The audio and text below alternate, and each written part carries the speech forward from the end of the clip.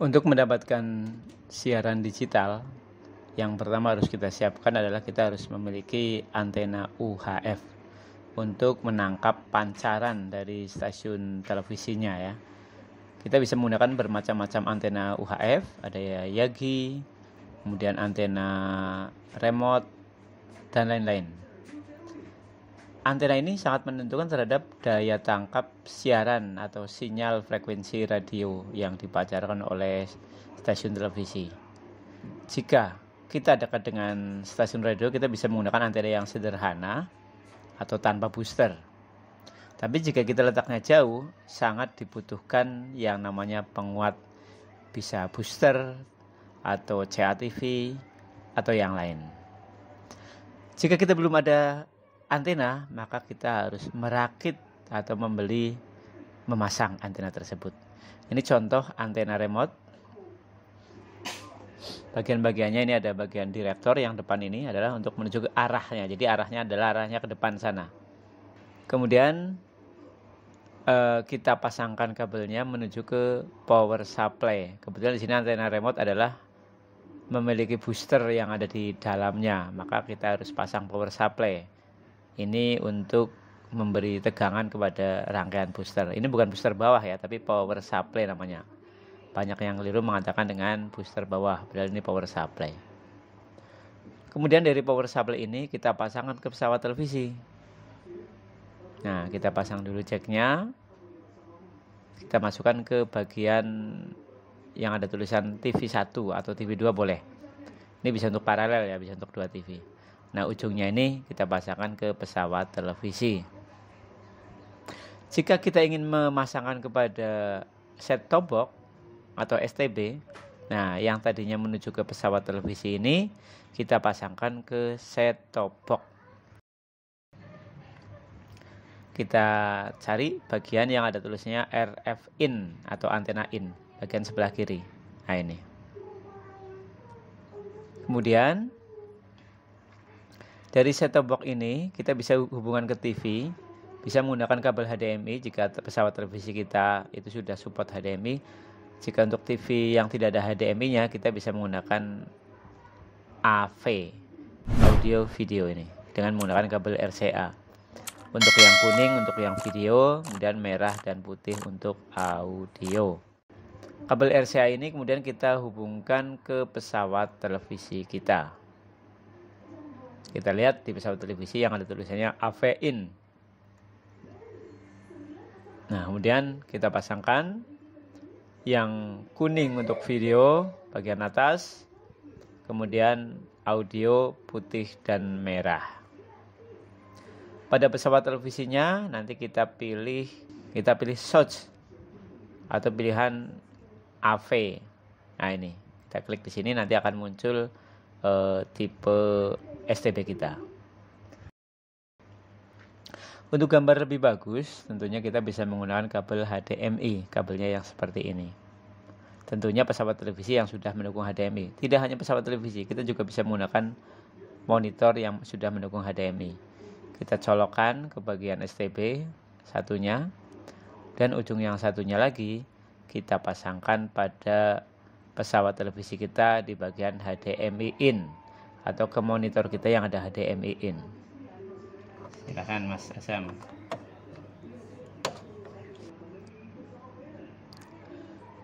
Jika pesawat televisi kita mendukung kedua-duanya, AV maupun HDMI, kita akan sangat bagus jika memilih dengan menggunakan HDMI.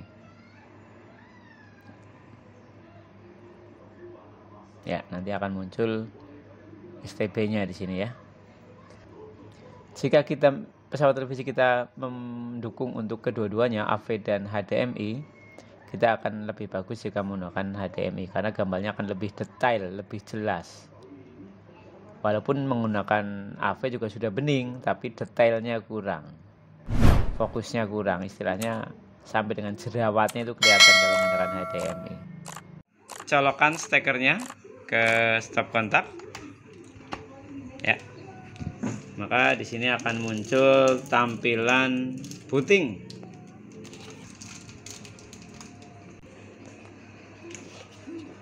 Ya. Untuk negara kita pilih Indonesia. Untuk mode pencarian DVB T2 ya. Kalau DVB-C ini untuk televisi kabel. Kemudian daya antena, jika kita menggunakan antena tanpa booster, kita pilih on. Tetapi jika kita jika kita menggunakan antenanya dengan booster, ini muncul peringatan antena sirkuit pendek. Maka kita pilih daya antena adalah off. Kemudian kita pilih pencarian siaran. Oke, ini kemudian akan berjalan menyeken. Teman-teman, di tampilan ini ada beberapa kolom. Yang pertama adalah siaran TV, kolom sebelah atas itu.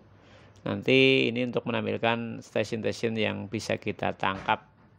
Dan sebelah kanan adalah siaran radio. Ini kosong karena di tempat kita atau kayaknya di Indonesia belum ada siaran radio yang siaran secara digital. Kemudian bawah itu ada grafik kekuatan ya. Sebelah kanan kualitas. Sedangkan bawah prosesnya. Di bawah tulisan pencarian DVB-T2 itu ada angka 17 strip 64 ya. 17 adalah channelnya, kita sudah masuk ke channel 18 ini. 64 adalah jumlah dari keseluruhannya adalah ada 64 channel. Untuk UHF itu mulai 21 sampai 64 ya. Nah, ini masuk channel 21, indikator kualitas menyala hijau. Ini bisa dipastikan ada stasiun terdeteksi.